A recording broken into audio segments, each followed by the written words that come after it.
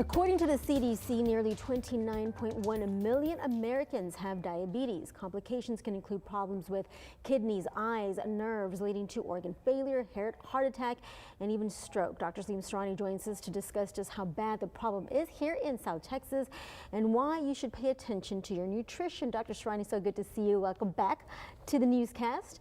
How bad is diabetes here in South Texas, and do you think educating those with diabetes help?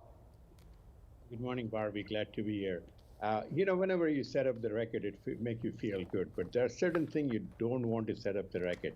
And we are considered as one of the nation's capital for the chronic disease. We have the nation one of the highest incidence of diabetes in South Texas.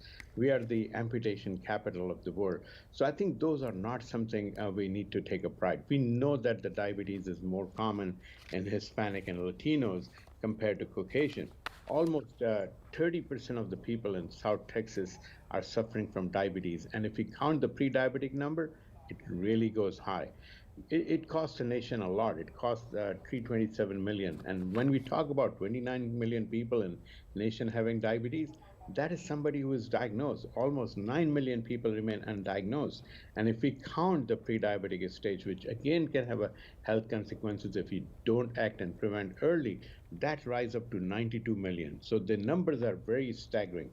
Yes, seeking the help of your nutritionist, seeking the help of the counselor, getting attached and going to the diabetic education does help, because the key factor is if we control your blood sugar, you control your chronic illnesses in the long run.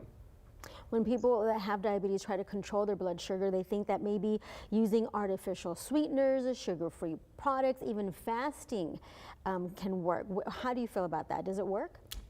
The main thing is the balance of the diet. You need to take certain amount of calories. You need to have a balance of both your carb, protein, and fat. So I think the best thing is for those people is to learn more about this condition. Go ahead and attach the diabetic education class, and you need to know what is the difference between the type 1 and type 2. If you're on injection or insulin, you need to know how to inject it, how to regulate. And I think those classes provide a very, very beneficial service. The more you know, the more you learn, the better you can control your disease. I love that, Dr. Surani. And we do have ways that can help here in South Texas. And John Thompson will talk to us about those resources here in a few seconds. Dr. Surani, thank you so much for being with us today. We appreciate you. If you have a question for Dr. Surani, you can text your question to the number on your screen, 361-855-6397.